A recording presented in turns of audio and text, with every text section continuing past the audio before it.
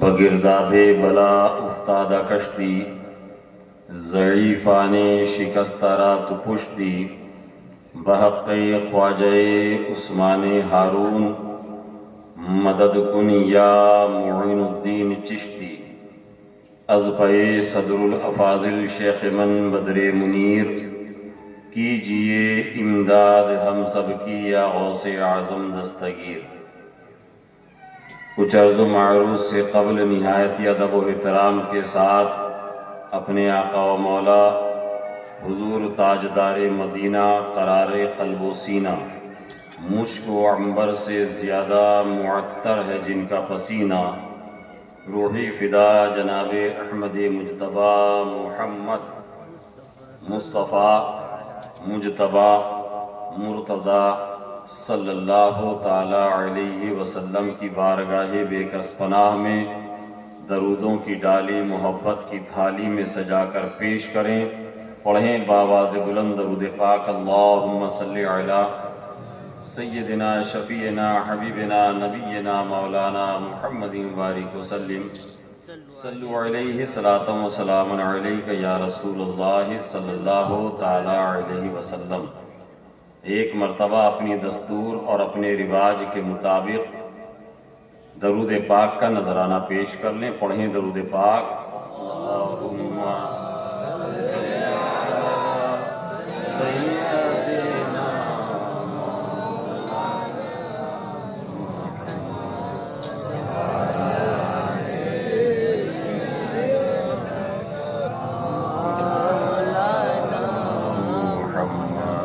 صلی اللہ تعالی علیہ وسلم۔ حضرات، رات کا تقریباً 1:15 بج رہا ہے۔ 1:15 سمجھتے ہیں؟ 1:15۔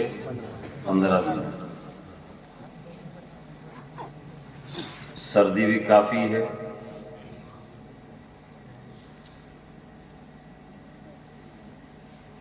حضرت علامہ مولانا بہاؤالدین رضوی صاحب قبلہ، جو آپ کے خطیب و امام ہیں اور مسلک اعلیٰ حضرت کے سچے داعی اور مبلغ ہیں، انہوں نے مجھ سے کہا تھا کہ حضرت آپ کو بھرپور اس مرتبہ خطاب کرنا ہے، مگر میں آپ کی کیفیت کو بھی محسوس کر رہا ہوں اور موسم کی اس تقاضے کو بھی اچھی طرح سمجھ رہا ہوں۔ انشاءاللہ تبارک و تعالی تھوڑی دیر آپ کے سامنے لب کشائی کروں گا، کچھ باتیں آپ کے کام کی، ہمارے کام کی انشاءاللہ تبارک و تعالی عرض کروں گا۔ بہت خوبصورت آج کا یہ جلسہ چھبل پاڑا کے بانٹتا جس سمت وہ ذیشان گیا، زیادہ آپ کو لگ گئی ہے، نعمتیں بانٹتا جس سمت وہ ذیشان گیا، ساتھ ہی منشی رحمت کا قلم دان گیا، ساتھ ہی منشی رحمت کا قلم دان گیا۔ اور اعلیٰ حضرت فرماتے ہیں کہ جان و دل ہوش و خرد سب تو مدینے پہنچے، جان و دل ہوش و خرد سب تو مدینے پہنچے، ارے تم نہیں چلتے رضا سارا تو سامان گیا، تم نہیں چلتے رضا سارا تو سامان گیا۔ ایک تھا مطلع اور ایک تھا مقطع۔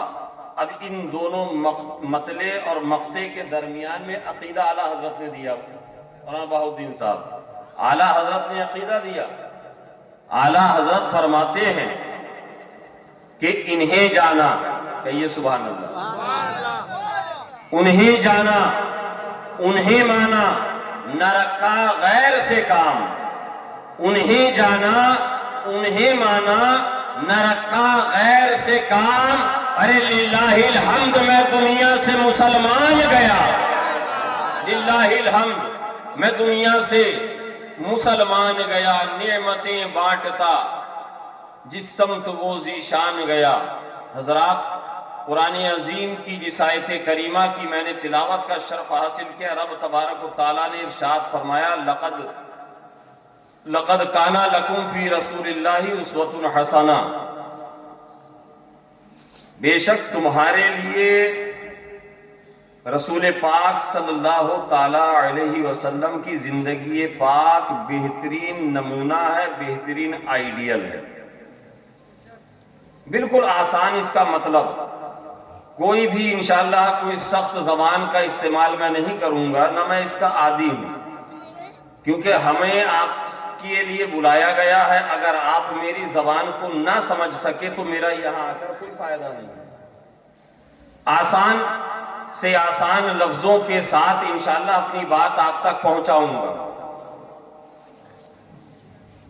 ایک کسی شاعر نے کہا ہے، ہمیں کرنی ہے شہنشاہ بطحا کی رضا جوئی، ہمیں کرنی ہے شہنشاہ بطحا کی رضا جوئی، اگر وہ اپنے ہو گئے تو رحمت پروردگار اپنی، وہ اپنے ہو گئے تو رحمت پروردگار اپنی۔ حضرات، آپ ذرا اندازہ کیجئے رسول پاک صلی اللہ تعالی علیہ وسلم کے سراپا میں، آپ کے وجود میں اللہ تبارک و تعالیٰ نے کون سی ایسی خصوصیت ہے جو جمع نہیں فرمائی ہے، جو جمع نہیں کری، جو انبیاء سابقین علیہم السلام کو فضائل و کمالات عطا کیے تھے، وہ سارے کے سارے ہمارے اور آپ کے پیارے آقا میں جمع فرما دیے، اور ہمارے آقا کو وہ بھی فضائل و کمالات اللہ تبارک و تعالیٰ نے عطا کیے ہیں جو دوسرے انبیاء کو نہیں ملے، جو دوسرے انبیاء کو نہیں دیے گئے۔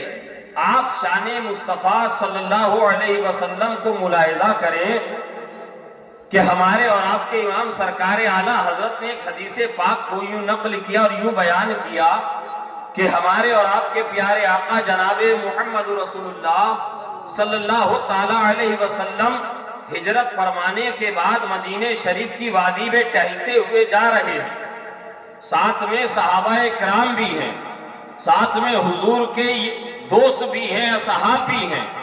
رسول پاک صلی اللہ تعالی علیہ وسلم جب مدینے کی وادی سے نکلتے ہیں، مدینے سے نکل کر وادیوں میں جاتے ہیں، آبادی سے نکل کر ایک کھلے میدان میں جب پہنچتے ہیں تو سرکار نے ملاحظہ فرمایا کہ دو فرشتے زمین اور آسمان کے درمیان معلق ہیں۔ کہیے سبحان اللہ۔ معلق یعنی زمین اور آسمان کے درمیان ٹھہرے ہوئے ہیں۔ میرے آقا کریم صلی اللہ تعالی علیہ وسلم نے ملاحظہ فرمایا، اور ملاحظہ فرما کر میرے آقا ارشاد فرماتے ہیں کہ وہ دونوں فرشتے مجھے دیکھ کر آپس میں گفتگو کرنے لگے، آپس میں بات چیت کرنے لگے، آپس میں کچھ مشورہ کرنے لگے۔ ایک فرشتہ دوسرے سے کہتا ہے کہ وہ دیکھو دیکھو اللہ کے حبیب جا رہے ہیں، کہیے سبحان اللہ، اللہ کے محبوب جا رہے ہیں۔ دوسرا فرشتہ کہتا ہے سبحان اللہ، آپ بھی کہہ دیجئے سبحان اللہ، سبحان اللہ، یہ اللہ کے حبیب ہیں، ان کے بارے میں آسمانوں میں بڑا سنا تھا، ان کے بارے میں بڑے قصیدے سنے تھے، سرکار کی بڑی تعریف سنی تھی، الحمدللہ آج سرکار کی زیارت بھی ہو گئی، سبحان اللہ، آج سرکار کی زیارت بھی ہو گئی۔ اب وہ دونوں فرشتے آقا فرماتے ہیں آپس میں موضوع گفتگو ہیں، دونوں آپس میں باتیں کر رہے ہیں۔ ایک فرشتہ دوسرے سے کہتا ہے اللہ تبارک و تعالیٰ نے حضور کو بڑی شان عطا کی ہے، اس پوری کائنات میں اللہ تبارک و تعالیٰ نے جو اپنے حبیب کو شان عطا کری ہے، ایسی شان اللہ نے کسی اور کو عطا ہی نہیں کری۔ وہ کہتے ہیں کہ اچھا، حضور کی ذات والا صفات تمام ذاتوں پر مقدم ہے، حضور کی ذات تمام صفات کے اوپر بھاری ہے، ذرا چلو تو حضور کی ذات کا مشاہدہ کرتے ہیں۔ حضرت حضور فرماتے ہیں وہ دونوں فرشتے آپس میں گفتگو کر رہے ہیں، میں دیکھ رہا ہوں، میں ملاحظہ فرما رہا ہوں، میں دیکھ رہا ہوں کہ ان دونوں فرشتوں نے جو زمین و آسمان کے درمیان ہے انہوں نے ایک میزان قائم کیا، ایک میزان قائم کیا۔ حضور فرماتے ہیں وہ ایک فرشتہ جاتا ہے اور میری امت سے ایک شخص کو لے کر آتا ہے، میزان کے ایک پلے پر رکھ دیتا ہے، دوسرے پلے پر میری ذات کو رکھ دیتا ہے۔ آقا فرماتے ہیں میری ذات اس پر بھاری ہوتی ہوئی نظر آئی، وہ فرشتہ دوڑ کر جاتا ہے، پھر میری امت کے 10 لوگوں کو لے کر آتا ہے، میزان کے ایک پلے پر رکھتا ہے، دوسرے پلے پر میری ذات کو رکھتا ہے۔ آقا ارشاد فرماتے ہیں میری ذات ان پر بھی بھاری ہوتی ہوئی نظر آئی، پھر وہ فرشتہ دوڑ کر جاتا ہے، میری امت سے 100 لوگوں کو لے کر آتا ہے، میزان کے ایک پلے کے اوپر رکھ دیتا ہے، دوسرے پلے پر میری ذات کو رکھتا ہے۔ حضور فرماتے ہیں میری ذات ان پر بھی بھاری ہوتی ہوئی نظر آئی، پھر وہ فرشتہ دوڑ کر جاتا ہے، 1000 میری امت کے افراد کو لاتا ہے، میزان کے ایک پلے پر رکھ دیتا ہے، دوسرے پلے کے اوپر میری ذات کو رکھتا ہے۔ رب کعبہ کی قسم میری ذات ان پر بھی بھاری ہوتی ہوئی نظر آئی۔ جب وہ فرشتہ جاتا ہے میری امت سے اور افراد کو لینے کے لیے، دوسرا فرشتہ بلاتا ہے، کہہ رہے کہاں جا رہے ہو؟ کہا اور لوگوں کو لینے جا رہا ہو۔ کہا کہ سنو تم ایک نہیں، 100 نہیں، 1000 نہیں، بلکہ پوری امت محمدی نہیں، بلکہ حضرت آدم سے لے کر قیامت تک آنے والے تمام انسانوں کو، تمام مومنوں کی ذات کو، تمام انبیاء کی ذات کو، تمام اولیاء کی ذات کو میزان کے پلے پر رکھ دو اور دوسرے پلے پر ذات مصطفیٰ کو رکھو گے تو ذات مصطفیٰ ان تمام کے بارے میں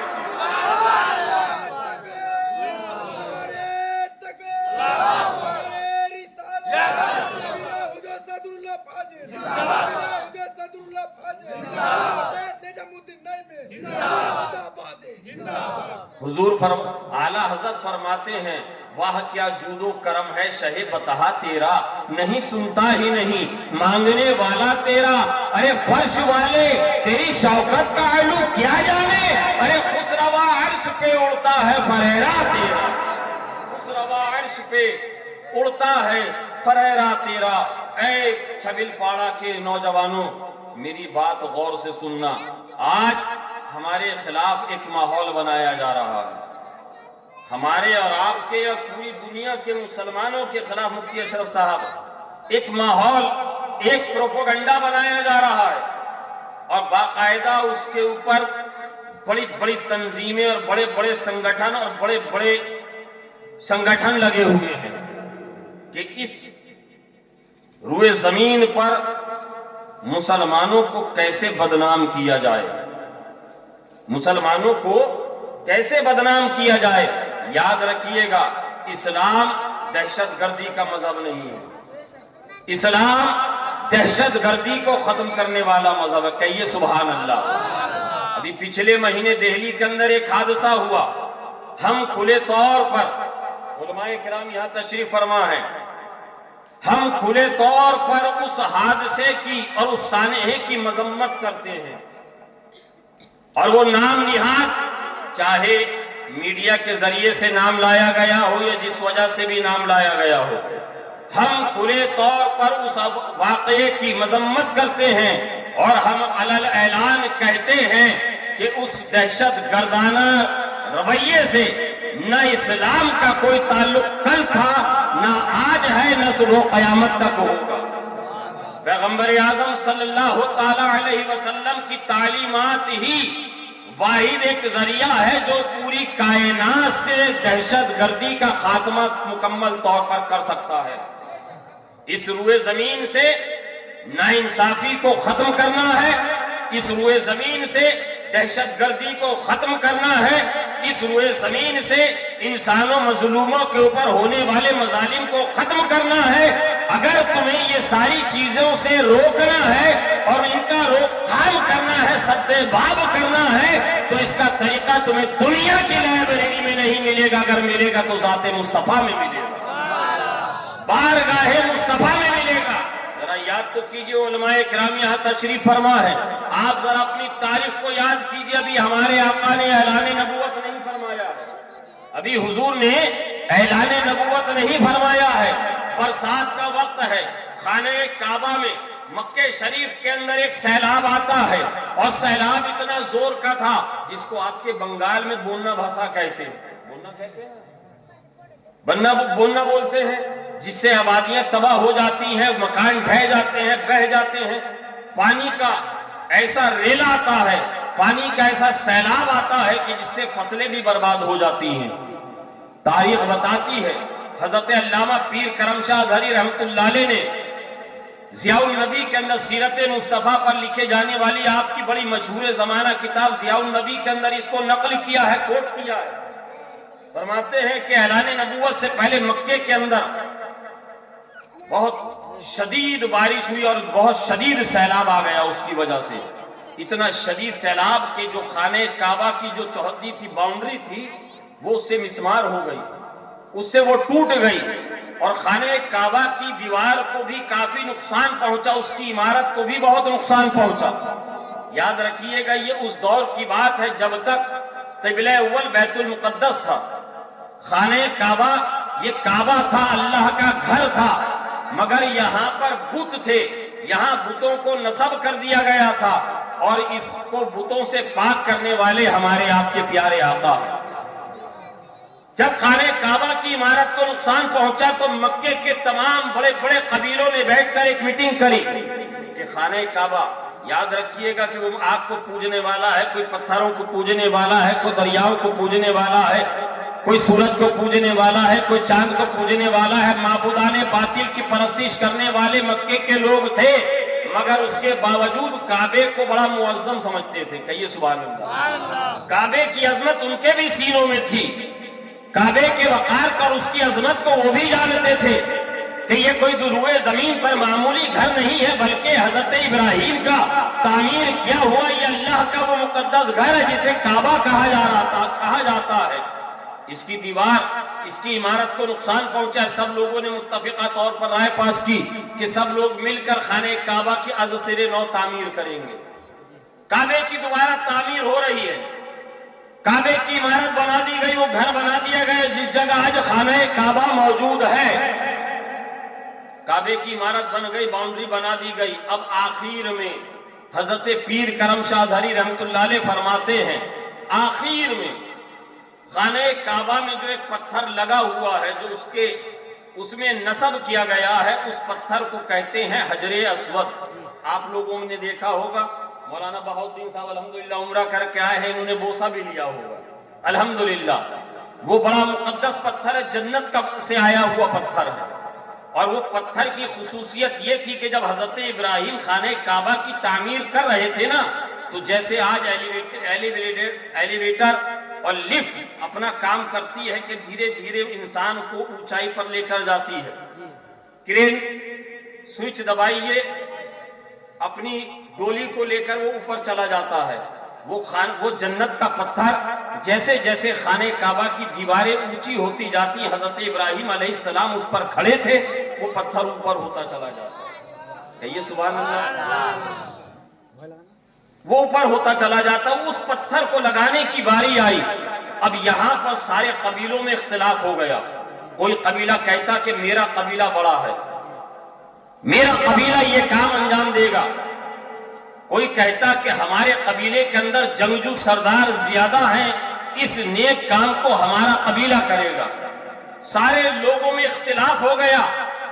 آخر میں کسی ہوشیار نے یہ مشورہ دیا انہی میں سے کہ کام کرتے ہیں، آپس میں اختلاف کر کے کوئی فائدہ نہیں ہے، بلکہ اس کو یہیں چھوڑ دیا جائے، اور کل صبح دن نکلنے کے بعد، سورج طلوع ہونے کے بعد جو سب سے پہلے کعبے کے اندر آئے گا، خانہ کعبہ کے اندر جو سب سے پہلے داخل ہوگا وہ اور اس کا قبیلہ اس پتھر کو کعبے میں نصب کریں گے. کہیے سبحان اللہ. سارے لوگ راضی ہو گئے, زبان سے تو اقرار کر لیا, رضامندی ظاہر کر دی, مگر سب کے دلوں میں بات یہ گھر کر گئی تھی کہ اگر صبح ہمیں یہ موقع نہ دیا گیا تو ہماری تلواریں خون سے بھجنے کے لیے تیار ہیں, ہماری تلواریں لاشیں بچھانے کے لیے تیار ہیں, مگر یہ مقدس کام, مقدس عمل ہمارا ہی قبیلہ سر انجام دے گا. سارے لوگ حضرت پیر کرم شاہ دھری رحمت اللہ علیہ فرماتے ہیں سارے قبیلے کے سردار اپنے اپنے گھروں کو چلے گئے. چونکہ وہ دور تھا, مدمستی کا دور تھا, وہ دور جہالت تھا, ابھی میرے آقا نے اعلان نبوت نہیں فرمایا ہے. لوگ راتوں کو شراب پی کر نشے میں چور ہو کر سو گئے.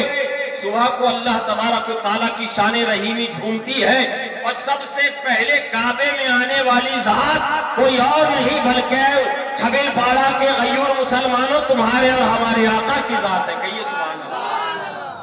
سب سے پہلے حضور تشریف لائے. حضور نے تشریف لانے کے بعد ملاحظہ فرمایا کبھی کوئی نہیں آیا ہے. حضور وہی جلوہ بار ہو گئے, خانہ کعبہ کی درستگی کرنے لگے. تھوڑی دیر کے بعد ایک ایک کر کے قبیلے کے سردار آنا شروع ہو گئے. دیکھا کہ محمد ابن عبداللہ صلی اللہ تعالی علیہ وسلم پہلے سے آئے ہوئے. قریش, عبد مناف کے, قریش کے گھرانے کے سب سے معزز ترین حضور وہاں جلوہ بار ہیں. لوگوں نے دیکھا تو حضور پر کو دیکھ کر سب لوگوں کے کلیجے ٹھنڈے ہو گئے کہ چلو کوئی غیر نہیں, کوئی ایرا غیرہ نہیں, بلکہ محمد ابن عبداللہ سب سے پہلے آئے ہیں. ان کے ہاتھوں سے بھی اگر ہوگا تو ہم راضی ہو جائیں گے. اب حضور کی حکمت دیکھیے. اور میں نے جیسے کہ اول میں کہا, پہلے کہا کہ حضور کے طریقے پر عمل کر کے, حضور کے بتائے ہوئے طریقے پر عمل کر کے ہی اس روئے زمین سے, اس کائنات سے ظلم کو, جبر کو اور دہشت گردی کو ختم کیا جا سکتا ہے. دوسرا راستہ نہیں ہے. حضور نے فرمایا اے فلاں فلاں قبیلے کے سردار, آپ سب یہاں آئے ہیں, ایک کام کیجئے. حضور نے اپنی مزمل والی چادر لی, اپنی چادر کو بچھایا کعبے کے فرش کے اوپر. کہیے سبحان اللہ. سرکار نے اپنے دستے مبارک میں حجر اسود کو لے کر اس چادر کے بیچ میں رکھ دیا اور سارے قبیلے کے سرداروں سے کہا کہ اس چادر کا کونا پکڑ لے, چادر کا کونا پکڑ لے. سارے قبیلے کے سرداروں نے چاروں طرف سے چادر کے کونوں کو پکڑ لیا. اب حضور درمیان میں ہاتھ حجر اسود کے نیچے لگائے ہوئے ہیں اور کعبے کو اس مقام پر لے کر آئے جس جگہ آج کعبے کے اندر حجر اسود نصب کیا گیا ہے. حضور نے اپنے دستے مبارک سے وہاں سے حجر اسود کو اٹھایا اور کعبے کی دیوار میں نصب کر دیا. کہیے سبحان اللہ. حضور کی اس حکمت کو آپ ذرا ملاحظہ کیجئے. جو ایک شام پہلے یہ کہہ رہے تھے کہ اگر صبح ہمارے قبیلے کو کعبے کے اندر حجر اسود کو نصب کرنے نہ دیا گیا تو ہماری تلواریں خون سے اپنی پیاس بجھانے کے لیے تیار ہیں. اس کعبے کے صحن کو ہم اپنی تلواروں سے دشمنوں پر اتنے وار کریں گے کہ ان کے خون سے زمین کو لال کر دیں گے. مگر قربان جائیے مصطفیٰ جان رحمت کی رحیمی پر, رسول پاک صلی اللہ علیہ وسلم کی حکمت پر, رسول پاک صلی اللہ علیہ وسلم کی فراست پر, رسول پاک صلی اللہ تعالی علیہ وسلم کی سوچ پر کہ حضور نے اتنے بڑے جھگڑے کو جہاں لوگ ایک دوسرے کے خون پہ آمادہ ہو چکے تھے اور یہ ارادہ مکمل تہیہ کر لیا تھا کہ ہم لوگوں کا قتل کر دیں گے مگر اس کام کو ہم انجام دیں گے. حضور نے حجر اسود اپنی مزمل والی چادر میں لے کر سارے قبیلے کے لوگوں کے ہاتھوں میں اس چادر کو پکڑا کر ان کے دلوں میں بھی ٹھنڈک پہنچا دی. اور آخر میں رب تبارک و تعالیٰ کو یہ منظور نہ تھا کہ میرا گھر بیت اللہ, میرا گھر کعبہ, اس میں جنت کا جو پتھر ہے کسی کافر و مشرک کے گندے ہاتھوں سے نصب کیا جائے. رب کی رحمتوں کو یہ گوارا نہ تھا. رب نے ایک ایسی حکمت, ایسی دانائی اپنے حبیب کے اپنے حبیب کے اوپر الہام فرما دی کہ رسول پاک نے اس دانائی اور حکمت کے ساتھ حجر اسود کو اپنے مقدس ہاتھوں سے اٹھا کر کعبے میں نصب کر دیا، کعبے میں نصب کر دیا۔ طریقے مصطفیٰ کو چھوڑنا ہے وجہ بربادی، طریقے مصطفیٰ کو چھوڑنا ہے وجہ بربادی۔ اسی سے قوم ہوئی ہے دنیا میں بے اقتدار اپنی۔ آپ اندازہ کیجئے حضور کی ذات کو اللہ تبارک و تعالیٰ نے پوری انسانیت کے لیے ایسا آئیڈیل بنایا ہے۔ آپ جس شعبے سے تعلق رکھتے ہو، آپ جس کام کو کرنے والے ہو، آپ جس طریقے سے اپنی زندگی گزارنا چاہتے ہو، اگر آپ حضور کی سیرت پاک کا مطالعہ کریں گے، علماء کی بارگاہ میں زانو ادب طے کرتے ہوئے اگر آپ حضور کی سیرت کو سنیں گے تو آپ کی زندگی کا ہر گوشہ حضور کی سیرت آپ کی زندگی کے ہر گوشے کی رہنمائی کرتا ہوا نظر آئے گا۔ ایک تاجر چاہے میرے آقا کی اتباع کر لے، ایک بزنس مین چاہے میرے آقا کی سیرت کو اپنا لے، ایک حکمراں چاہے تو میرے آقا کی سیرت کو اپنا لے، ایک راہ طریقے سلوک پہ عمل کرنے والا، راہ سلوک کا مسافر چاہے تو میرے آقا کے طریقے پر زندگی گزارے۔ اور یاد رکھیے گا، دنیا دار کے طریقے پر زندگی گزاریے گا، کوئی گارنٹی نہیں کہ آپ کامیاب ہوں گے کہ فیل ہو جائیں گے۔ آپ کو کامیابی آپ کے قدم چومے گی کہ نہیں، یہ کوئی گارنٹی نہیں ہے مفتی صاحب، مگر یہ طریقے مصطفیٰ ہے، یہ طریقہ مصطفیٰ صلی اللہ تعالی علیہ وسلم ہے، جس پر عمل کرنے والا کبھی ناکام ہو ہی نہیں سکتا، کبھی ناکام۔ ایک کنوارا چاہے تو حضور کے طریقے پر عمل کر لے، شادی شدہ چاہے تو حضور کے طریقے پر عمل کر لے، والدین چاہے تو حضور کے طریقے پر عمل کر لے، اولاد چاہے تو حضور کے طریقے پر عمل کر لے۔ آپ جس شعبے سے تعلق رکھتے ہیں، آپ جس جگہ پر جس منصب پر ابھی ہیں، اس منصب پر بھی چاہے حضور کے طریقے پر عمل کر کے اپنی دنیا اور اپنی عقبہ کو سنوارنا تو آپ سنوار سکتے ہیں۔ اسی لیے تو اقبال نے کہا کہ طریقے مصطفیٰ کو چھوڑنا ہے وجہ بربادی، اسی سے قوم ہوئی ہے دنیا میں بے اقتدار اپنی۔ ایک شادی شدہ چاہے حضور کے طریقے پر، حضور کا جو فرمان عالی شان ہے، رب تبارک و تعالیٰ نے قرآن میں فرمایا نا، ہن لباس لکم وانتم لباس لہن، مرد عورت کے لیے، عورت مرد کے لیے لباس بنایا گیا ہے، مرد عورت اور عورت مرد کے لیے لباس بنائے گئے ہیں۔ آپ اور ہم جو یہاں اس جلسے میں، یہاں اس پنڈال کے نیچے ہیں، ہم ایک لباس پہنے ہوئے ہیں، ایک لباس ہمارے اوپر ہے، ہمارا جسم اس کے اندر ہے۔ یہ لباس بتائیے ہمارے وقار کو بڑھا رہا ہے یا وہ ہمارے وقار کو گھٹا رہا ہے؟ بولیے نا زور سے۔ ہمارے حسن میں اضافہ کر رہا ہے، آپ کے حسن میں اضافہ کر رہا ہے، یا آپ کی خوبصورتی کو کم کر رہا ہے؟ بڑھا رہا ہے نا، حسن میں اضافہ کر رہا ہے۔ لباس کا کام کیا ہے کہ جسم کے جو عیب ہیں، جو نقص ہیں، جو کمی ہے، اس کو چھپا لے۔ لباس کا کام، اگر آپ کے جسم کے اوپر کوئی چوٹ کا نشان ہے، خدا نہ خواستہ کسی بیماری کی وجہ سے یا کسی ایکسیڈنٹ کی وجہ سے کوئی گھاؤ ہو گیا، کوئی زخم لگ گیا اور اس کا نشان آپ کے جسم کے اوپر نہیں، اوپر میں ہے، اور آپ اوپر سے لباس پہنے تو کسی کو نظر آئے گا؟ آئے گا نظر؟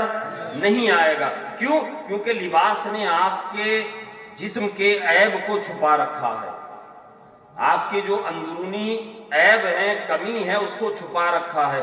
ایسے ہی مرد عورت کے لیے لباس ہے، عورت مرد کے لیے لباس ہے، یعنی دونوں ایک دوسرے کے راز و نیاز کو جاننے والے ہیں اور ایک دوسرے کے عیب کو چھپانے والے ہیں، اور جو ایک دوسرے کے عیب کو ظاہر کر دے، گویا کہ اس کی مثال ایسے ہے کہ ایک بدنما جسم کے اوپر نشان ہو اور کوئی آپ کا لباس اتار دے تو سماج میں، معاشرے میں، سوسائٹی میں آپ کی کوئی عزت نہیں رہتی، بلکہ آپ کو حقارت بھری نگاہوں سے دیکھا جاتا ہے۔ یہ تو عیب دار ہے، اس کے تو جسم میں عیب ہے، اس کے تو جسم کے اوپر چیچک کے نشان ہیں، اس کے جسم کے اوپر تو برس کے نشان ہیں، ارے ایکسیڈنٹ کی وجہ سے اس کے جسم تو چھلنی ہو گیا ہے، فلاں حادثے کی وجہ سے یہ تو اتنا زخمی ہو گیا ہے.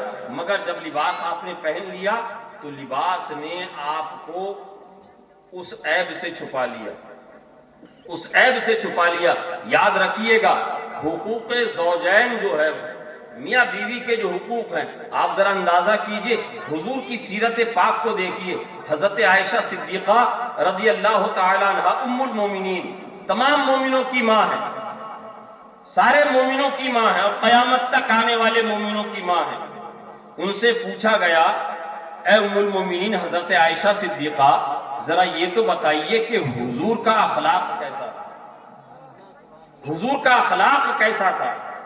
یاد رکھیے شوہر مرد کے بارے میں اگر اس کے نکاح میں عورت ہے تو اس سے بہتر، گھر والوں سے بہتر اس کو کوئی نہیں جانتا ہے. باہر میں تو سبھی پارسا بنے گھومتے، محفلوں میں تو سبھی نیک ہیں، تنہائیوں میں کون کتنا نیک ہے یہ گھر والے جانتے ہیں، یہ گھر والے جانتے ہیں، چاہے آپ کے ہوں، چاہے ہمارے ہوں، چاہے ان علماء کرام کے ہوں. حضرت عائشہ سے پوچھا تو حضرت عائشہ سے جب پوچھا گیا کہ حضور کا اخلاق کیسا تھا، حضرت عائشہ فرماتی ہیں کہ حضور کا اخلاق قرآن تھا. سبحان اللہ، حضور کا اخلاق قرآن تھا. کیا مطلب ہے ام المومنین حضرت عائشہ صدیقہ رضی اللہ تعالی عنہ؟ حضرت عائشہ فرماتی ہے میرے آقا گفتگو فرماتے تو بولتا ہوا قرآن، سکوت اختیار کر لیتے تو ناطق قرآن، میرے آقا چلتے تو قرآن، میرے آقا محفل میں ہوتے تو قرآن، میرے آقا مجلسوں میں ہوتے تو قرآن، میرے آقا مسجد نبوی شریف میں رہتے تو قرآن، میرے آقا جنگوں میں رہتے تو قرآن. گویا کہ جس طرح سے تم چاہو حضور کا اخلاق، حضور کا کردار، اگر اس کا آئینہ دیکھنا ہو تو تمہیں اگر حضور کی ذات حضور سامنے نظر نہ آئے، قرآن کو کھولو، حضور کا کردار اور حضور کی صفات اس قرآن کے اندر مل جائے گی، سیرت مصطفیٰ قرآن میں مل جائے گی. اور قرآن کو سمجھنا ہو تو ذات مصطفیٰ میں دیکھو، تمہیں قرآن کے معارف نظر آ جائیں گے، قرآن کے معارف نظر آ جائیں گے. بڑا مشہور زمانہ واقعہ ہے، حضرت جنید بغدادی رحمۃ اللہ علیہ کے زمانے میں کسی علاقے کے اندر ایک مصور تھا. آج کل تو تصویر کشی ہوتی ہے، کلک کیا فوٹو تیار. آج سے 300-400 سال پہلے کیمرہ نہیں تھا، ہاتھوں سے پینٹنگ سے آرٹسٹ فوٹو بنایا کرتے تھے. ایک بڑا ماہر مصور تھا، اس کے بارے میں مشہور تھا، اس کے بارے میں مشہور تھا کہ اس کو اپنے محبوب کا جا کر حلیہ بتا دو، وہ ہو بہو ویسی تصویر گری کر دیتا تھا. سبحان اللہ، ویسی تصویر بنا دیتا تھا. حضرت جنید کو جب یہ خبر ملی تو حضرت جنید بھی پہنچ گئے، حضرت جنید بھی پہنچے، دیکھا لوگوں کی بھیڑ لگی ہوئی ہے. اسی بھیڑ میں اس مصور نے دیکھا کہ بیچ میں پیچھے حضرت جنید بھی ہیں. حضرت جنید کو جب دیکھا تو چونکہ حضرت جنید بغدادی رحمۃ اللہ علیہ جو حضور غوث پاک کے بھی دادا پیر ہیں، کہیے سبحان اللہ، آپ کے اور ہمارے بھی دادا پیر ہیں، کہیے سبحان اللہ. جب ان کو دیکھا نا تو حیرت میں پڑ گیا، دوڑ کر گیا، ہاتھ کو پکڑا، بڑے احترام کے ساتھ لے کر آیا کہ حضور آپ کیسے آئے؟ کہا کہ سنا ہے کہ تو بڑا ماہر مصور ہے، تو محبوب کا حلیہ سن کر تصویر بنا دیتا ہے. کہا کہ جی حضور آپ نے صحیح سنا. کہا کہ میں بھی اپنے محبوب کی تصویر بنانے آیا ہوں، میں بھی اپنے محبوب کی تصویر تجھ سے بنوانے آیا ہوں. اس نے کہا حضور یہ سارے لوگ اسی لیے یہاں پر آئے ہیں، یہ جو بھیڑ آپ کو نظر آ رہی ہے نا، یہ بھیڑ کسی اور وجہ سے نہیں ہے بلکہ اپنے اپنے محبوب کی تصویریں بنوانے آئے ہیں. ٹھیک ہے حضور جب آپ آئے ہیں تو ان کی تصویریں، ان کے محبوبوں کی تصویر بعد میں بناؤں گا، پہلے آپ بتائیے. حضرت جنید بغدادی کو اس نے سامنے بٹھایا، ایک کاغذ لیا، قلم لیا اور جو سامان کی اس کو ضرورت تھی لے کر بیٹھ گیا. حضرت جنید فرماتے ہیں کہ زلفیں ایسی ہیں، زلفیں ایسے خمدار، پیشانی ایسی چمکدار، آنکھیں ایسی، ابرو ایسے، پلکیں ایسی، لبہائے مبارک ایسے، رخسار مبارک ایسے، دندان مبارک ایسے، کان مبارک ایسے، ہاتھ مبارک ایسے۔ تصویر بناتے بناتے وہ رک گیا، کہا کہ آپ جس محبوب کی تصویر بنوانے آئے ہیں نا وہ تصویر میرے پاس موجود ہے۔ کہیے سبحان اللہ۔ جو تصویر آپ بنوانے آئے ہیں، حضرت جنید حیرت میں پڑ گئے، محبوب میرے محبوب کے بارے میں تصویر بنوانے آیا ہوں، میں نے سنا ہے کہ یہ حلیہ پہلے پوچھتا ہے پھر تصویر بنا کر دیتا ہے، ابھی میں نے حلیہ مکمل بتایا نہیں، یہ کہہ رہا ہے تصویر میرے پاس موجود ہے۔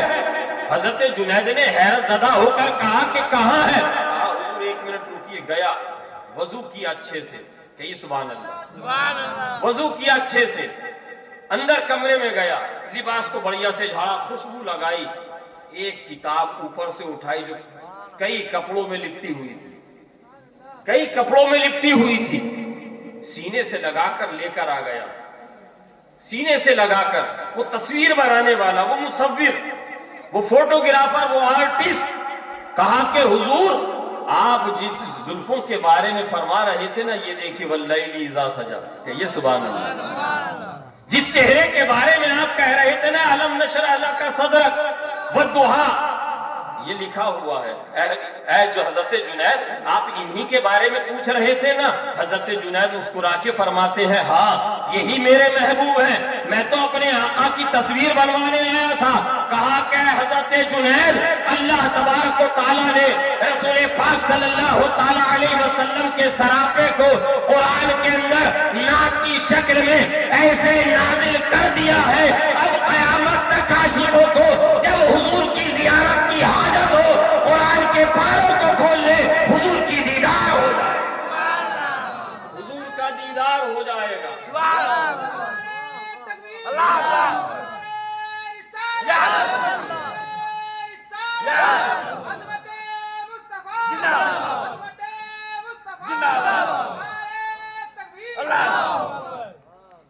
قیامت تک کے لیے یہ ایسا لقد کان لکم فی رسول اللہ اسوۃ حسنہ، تم میں سے جو بھی کامیابی چاہتا ہے، کامرانی چاہتا ہے، میرے محبوب کی اتباع کر لو، اللہ تبارک و تعالی تمہیں دونوں جہاں میں سرخروئی اور کامیابی عطا کر دے گا۔ ایک دم آخری بات، اب یہیں پر گفتگو تمام، وقت بہت ہو چکا ہے۔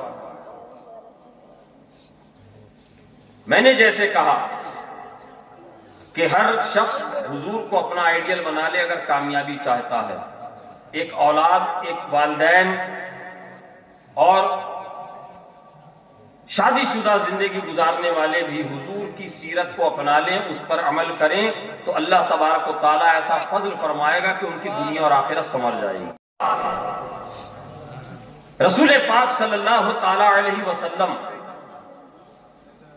کے غلاموں، روایتوں میں آتا ہے، محدثین روایت کرتے ہیں کہ ایک دن نماز کا وقت ہوا، رسول پاک صلی اللہ تعالیٰ علیہ وسلم نے جب نماز پڑھانے کے لیے اپنے حجرے پاک سے مسجد نبوی شریف میں قدم رکھے، مسجد نبوی شریف سے محراب کی طرف سرکار نے تشریف لانے کے لیے جو ہی قدم بڑھائے، جب جو ہی پردہ ہٹایا تو میرے آقا نے ملاحظہ فرمایا تا حد نظر صحابہ اکرام کی موجودگی ہے، کہیے سبحان اللہ۔ کثرت کے ساتھ پوری مسجد نبوی شریف صحابہ اکرام سے بھری ہوئی ہے۔ حضور نے جب یہ منظر دیکھا اور جب حضور کو آتے ہوئے غلاموں نے دیکھا تو سب کے سب ادب میں کھڑے ہو گئے، ادب سے کھڑے ہو گئے۔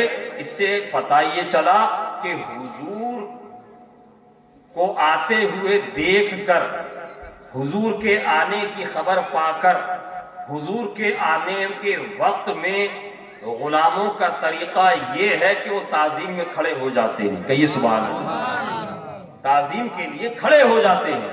جب حضور نے یہ منظر دیکھا تو حضور کی چشمان مقدس میں آنسوؤں کے قطرے جھلملانے لگے، آنسوؤں کے قطرے جھلملانے لگے، اور حضور نے بڑی تمناؤں کے ساتھ، بڑی بڑے ارمانوں کے ساتھ ارشاد فرمایا کہ کاش آج میری والدہ حضرت آمنہ ہوتی تو ان کی آنکھیں ٹھنڈی ہو جاتی، ان کے کلیجے کو ٹھنڈک پہنچ جاتی۔ فدا کا بھی امی یا رسول اللہ، اے آقا ہمارے ماں باپ آپ پر قربان، آخر کیا وجہ ہے کہ آج آپ نے مسجد نبوی شریف کے اندر غلاموں کا اتنا بڑا ازدحام، اتنا بڑا ہجوم دیکھا، اور آپ نے یہ آرزو کری؟ آپ تو فتح مکہ میں بھی ہزاروں کی تعداد میں صحابہ ہیں، حجۃ الوداع میں ہزاروں کی تعداد میں صحابہ ہیں، آپ کے غلاموں کا تو عالم یہ ہے کہ حضور کی جنبش پاتے ہی ماہی بیاب کی طرح تڑپتے ہوئے حاضر ہوتے تھے، مگر یا رسول اللہ صلی اللہ علیہ وسلم آپ تو والدہ کو ہمیشہ یاد فرماتے تھے، مگر اتنی شدت کے ساتھ آج یاد کرنے کا معاملہ کیا ہے؟ تو حضور نے تعلیم امت کے لیے ارشاد فرمایا کہ جب میری والدہ کا سایہ میرے سر سے اٹھا، بظاہر میری عمر طفل پن کی تھی، میری عمر 6-7 سال کی تھی، میں چھوٹا تھا، کم سنی کا عالم تھا، میری والدہ نے اپنے کنیز کے ہاتھ میں میرا ہاتھ دے کر کہا تھا کہ یہ میرا بیٹا محمد ہے، اس کو ان کے دادا کے حوالے کر دینا، تم اس کو صحیح سلامت مکے لے کے چلے جانا۔ ارے مسلمانوں، حضور اپنی امت کو یہ تعلیم دے رہے ہیں کہ اگر میری والدہ ہوتی، حضور کا یہ فرمانا اور حضور کی فکر میں یہ بات آنا کہ آج میری والدہ ہوتی تو ان کا کلیجہ ٹھنڈا ہو جاتا۔ اے مسلمانوں، ذرا غور تو کرو، ذرا سوچو تو صحیح، ذرا فکر تو کرو۔ آج جن کے والدین زندہ ہیں اور وہ اپنے والدین کی نافرمانی کر رہے ہیں، اپنے والدین کو ستا رہے ہیں، کل میدان محشر میں اگر ان والدین نے تمہاری شکایت مصطفیٰ جان رحمت صلی اللہ علیہ وسلم سے کر دی تو تمہارا کیا انجام ہوگا؟ تم کہاں ٹھکانہ تلاش کرو گے؟ اس لیے اعلیٰ حضرت کے بھائی علامہ حسن نے کہا ہے، فقط اتنا سبب ہے انعقاد بزم محشر کا، فقط اتنا سبب ہے انعقاد بزم محشر کا کہ ان کی شان محبوبی دکھائی جانے والی ہے۔ وہاں تو مقصد ہی یہ ہے کہ شان محبوبی دکھائی جائے گی۔ ارے ماں باپ کی نافرمانی کرنے والوں، اگر تمہاری والدہ نے تمہاری شکایت کر دی اس ہارون بلخی کی طرح، جس کے بارے میں آپ نے سنا ہوگا، حضرت مالک بن دینار رحمت اللہ علیہ فرماتے ہیں کہ ایک مرتبہ حج کے ایام میں پہنچا، بہت بڑا کراؤڈ تھا حج کے موقع پر، بہت زیادہ رش تھا، بہت زیادہ لوگ آئے ہوئے تھے حج کرنے کے لیے۔ میں نے دیکھا اتنے زیادہ لوگ ہیں، ہر طرف انسان کے سر نظر آ رہے ہیں، چاروں طرف خیمے ہی خیمے نظر آ رہے ہیں، پوری وادی مکہ کی، پورے پہاڑی علاقوں کی زمین پر خیمے ہی خیمے نظر آ رہے ہیں۔ آپ فرماتے ہیں میں نے دعا کی، اے پروردگار عالم، ان لوگوں میں اتنے جو دنیا بھر سے تیری بارگاہ میں آئے ہوئے ہیں، جو حج کا فریضہ انجام دینے کے لیے آئے ہوئے ہیں، کیا ان میں کوئی ایسا بھی شخص ہے جس کا حج تو نے قبول نہیں کیا؟ حضرت مالک بن دینار رحمت اللہ علیہ فرماتے ہیں میں یہی سوچ رہا تھا کہ مجھے اونگ آ گئی، جھپکی لگ گئی، اونگ آ گئی، تو جواب مجھے ملتا ہے جو جاگتے ہوئے میں نے سوال کیا تھا، جواب مجھے ملا، بلخ کا رہنے والا محمد بن ہارون، بلخ کا رہنے والا محمد بن ہارون ہے، ہم نے جس کا حج قبول نہیں کیا۔ ارے آپ ذرا اندازہ تو کیجئے، اللہ آپ کو توفیق دے، آپ بار بار حج مبرور کی سعادتیں حاصل کریں، اللہ تبارک و تعالی ہمیں اور آپ کو بار بار زیارت حرمین طیبین کی سعادتیں عطا فرمائے۔ ارے جب کوئی ایک بار جاتا ہے نا، اس کا کلیجہ ٹھنڈا ہو جاتا ہے، اور جب وہ پلٹ کر آتا ہے تو اس کا دل اس قدر روتا ہے، تو لفظ بیان کرنے سے قاصر ہیں، جن کو لفظ بیان نہیں کر سکتے، اور وہ یہ سوچتا ہے کہ کاش تھوڑی مہلت ہمیں اور مل جاتی، دیار مصطفیٰ میں ہم چند لمحے اور گزار دیتے، हमें चंद दिन और मिल जाते जो हुजूर की बारगाह में हम गुजार देते, जो खाने काबा के साए में हम गुजार देते। अरे सुनो, हजरत मालिक बिन दीनार रहमतुल्लाह अलैह फरमाते हैं, मैंने लोगों से मालूम किया जिस तरह से आजकल आज भी वही तरीका अपनाया जाता है, जो जिस मुल्क का है एक एक इलाका उनके लिए कर दिया जाता है। हिंदुस्तान के हुज्जाज इस तरफ रहेंगे, मलेशिया के हुज्जाज फला तरफ रहेंगे, बांग्लादेश के हाजी इस तरफ रहेंगे, इंग्लैंड के हाजी उस तरफ रहेंगे। इस तरीके से एक एक एरिया बना दिया जाता है, उनका एरिया खास कर दिया जाता है। हजरत मालिक बिन दीनार रहमतुल्लाह अलैह फरमाते हैं, जब मुझे बल्ख के लोगों के बारे में मैंने जांच पड़ताल की, मुझे पता चला फला वादी के पास उनके खेमे नस्ब है, सारे बल्ख के लोग वहां पर खेमा लगाए हुए हैं। मैं वहां पहुंचा, खेमे में मैंने दस्तक दी। दस्तक देने के बाद मैंने हुज्जाज से पूछा, ऐ लोगों जरा ये तो बताओ तुम में मोहम्मद बिन हारून कौन है? लोगों ने कहा, आप मोहम्मद बिन हारून के बारे में जानने के लिए आए हैं? अरे वो तो बड़ा नेक इंसान है, वो तो बड़ा परहेजगार इंसान है, वो तो बड़ा मुत्तकी इंसान है। अरे वो दिन भर रोजे से रहता है और रात भर कुरान की तिलावत करता है, नमाजें पढ़ता है, वो हमारे दरमियान कहाँ मिलेगा? कहा कि कहाँ है? कहा कि वो फला जो पहाड़ी नजर आ रही है उसके अंदर एक छोटी सी गार है, उसके अंदर जो कोह है उसके अंदर वो मौजूद मिलेगा, हालत नमाज में मिलेगा या कुरान की तिलावत करता हुआ मिलेगा। हजरत मालिक बिन दीनार रहमतुल्लाह अलैह फरमाते हैं, मैं उस पहाड़ी के ऊपर चढ़ा, बड़ी मुशक्कतें उठाता हुआ मैं गया। मैंने जाने के बाद देखा जैसा लोगों ने बताया था वो हालत नमाज में था। मैं वहीं जाकर चुपचाप बैठ गया। थोड़ी देर के बाद जब मालिक बिन दीनार रहमतुल्लाह अलैह फरमाते हैं, मोहम्मद बिन हारून ने सलाम फेरा, मैंने कहा अस्सलामु अलैकुम। मैंने कहा अस्सलामु अलैकुम। उधर से मोहम्मद बिन हारून जवाब देता है, वालेकुम अस्सलाम है मालिक बिन दीनार। ऐ हजरत मालिक बिन दीनार फरमाते हैं कि मैं हैरत में था, मैं इससे पहली बार मिल रहा हूं, आज से पहले मैंने इससे मुलाकात नहीं करी, आज से पहले इसने मुझे नहीं देखा, मैंने इसको नहीं देखा। ये मेरा नाम कैसे जानता है? बोलिए ना सुभान अल्लाह। ये मेरा नाम कैसे जानता है? फिर आप समझ गए फिरासत मोमिन, इत्तक़ू फिरासतुल मोमिनीन युनज़ुरू मिन नूरिल्लाह। मोमिन की फिरासत से डरो कि वो अल्लाह के नूर से देखता है। कहिए सुभान अल्लाह। हजरत मालिक बिन दीनार रहमतुल्लाह अलैह फरमाते हैं कि मैं उसको हैरत से देख रहा था कि एक तरफ इस शख्स के बारे में मुझे ख्वाब में बिशारत दी गई कि इसका हज कबूल नहीं हुआ, और दूसरी तरफ फिरासत का यह आलम है कि मेरे सलाम के जवाब के साथ साथ मेरा नाम भी बता रहा है। अभी हजरत मालिक बिन दीनार फरमाते हैं कि मैं कुछ पूछता, उससे पहले वो मुझसे कहता है, हजरत मालिक बिन दीनार आपको भी पता चल गया कि मेरा हज कबूल नहीं हुआ? आपको भी पता चल गया? हजरत मालिक बिन दीनार रहमतुल्लाह अलैह फरमाते हैं, अब तो मेरी हैरत की इंतहा ना रही, अब तो मैं हैरत का सरापा मुजस्समा और पुतला बन के रह गया। मैंने कहा, ऐ मोहम्मद बिन हारून बल्खी, तुम ये कैसे जानते हो? कहा कि हुजूर ये मेरा लगातार 24वां हज है, लगातार 24वां साल है। मैं पैदल चलकर अपने गांव से, अपने इलाके से हज के लिए आता हूं।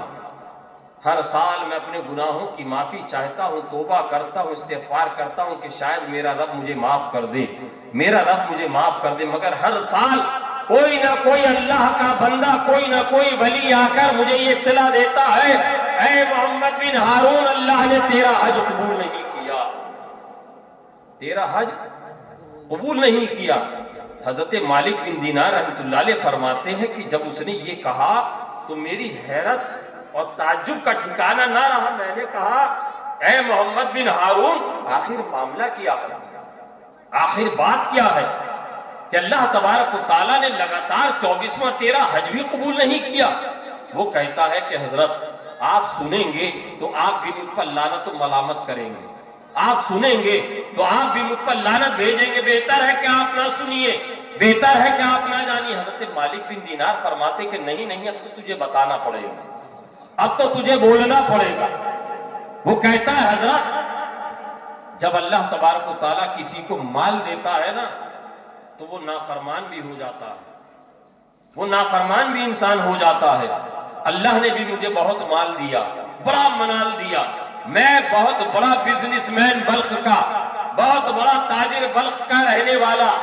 حضرات جب پیسہ میرے پاس آیا تو میری غلط سوسائٹی میں صحبت ہو گئی، غلط لوگوں کے ساتھ میری سنگت ہو گئی، میں ان کے ساتھ برائیوں میں ملوث ہو گیا، شراب کا میں عادی ہو گیا۔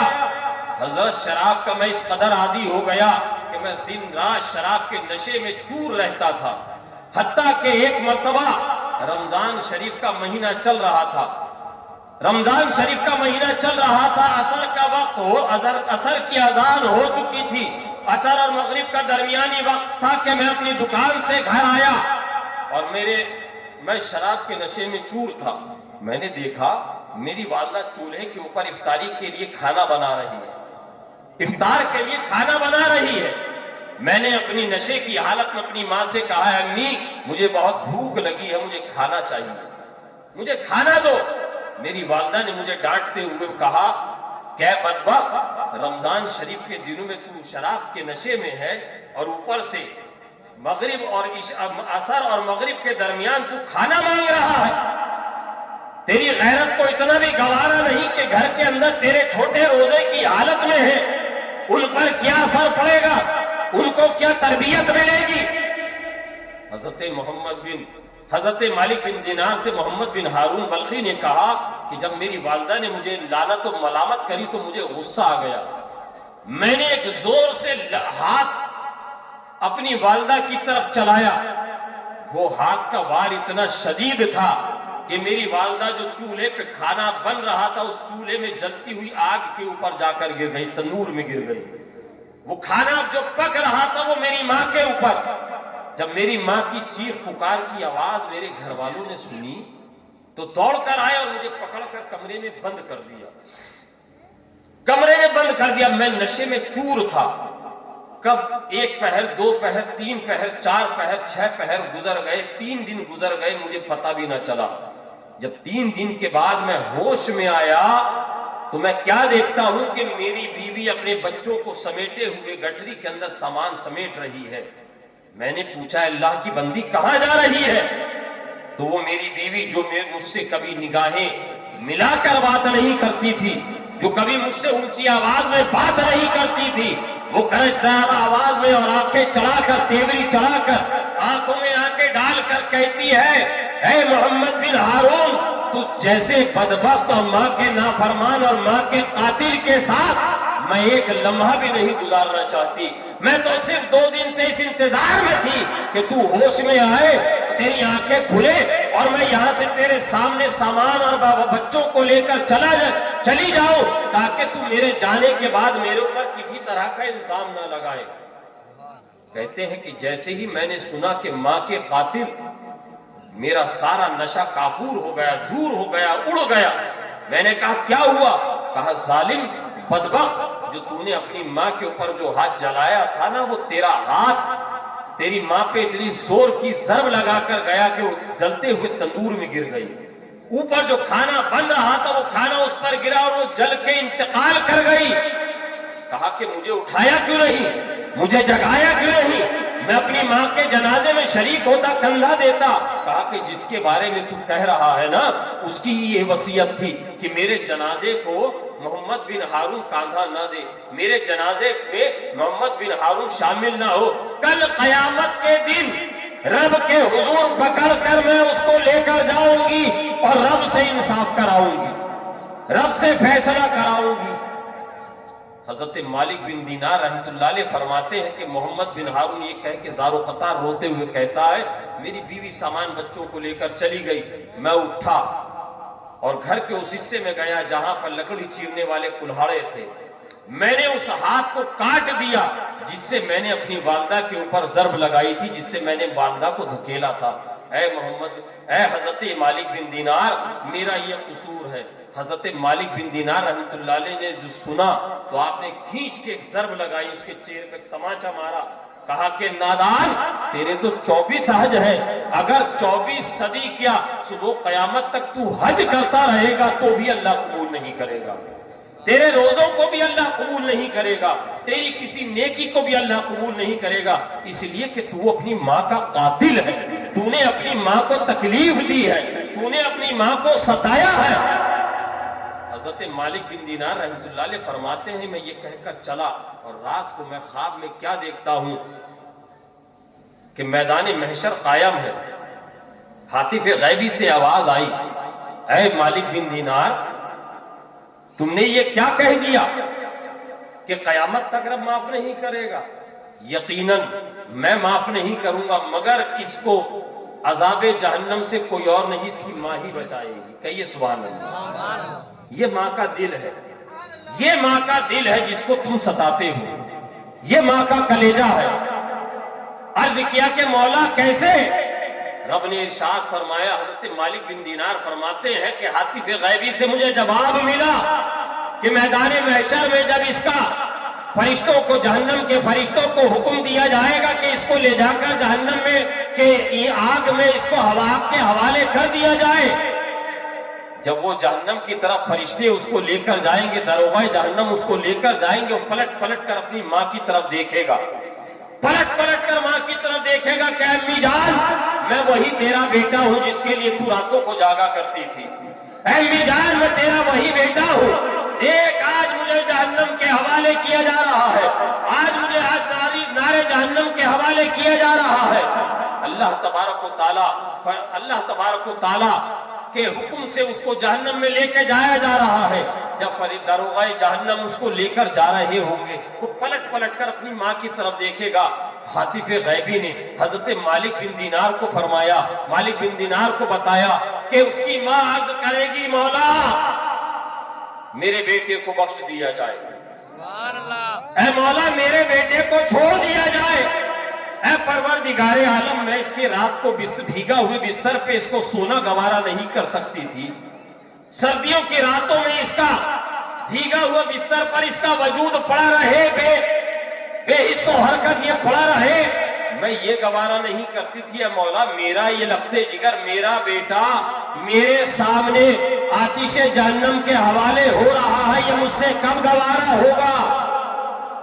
اے مسلمانوں اگر اپنے والدین کو ستاتے ہو، تکلیف پہنچاتے ہو تو ان سے آج ہی پیر پکڑ کر ہاتھ جوڑ کر معافی مانگ لینا۔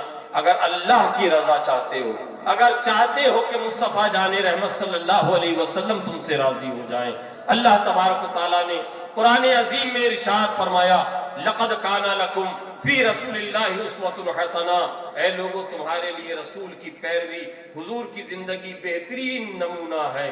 اگر کامیابی چاہتے ہو، کامرانی چاہتے ہو، حضور کے طریقے کے مطابق زندگی گزارو، کی محمد سے وفا، تو نے تو ہم تیرے ہیں، یہ جہاں چیز ہے کہ لوح و قلم تیرے ہیں۔ ابھی اول ہی بیان نہیں ہوا، ابھی آخر باقی ہے، ابھی ظاہر باقی ہے، ابھی باطن باقی ہے۔ اللہ تبارک و تعالیٰ کہنے سے زیادہ عمل کی توفیق عطا فرمائے، آمین۔ استغفر اللہ ربی من کل ذنب واتوب الیہ، وآخر دعوانا الحمدللہ۔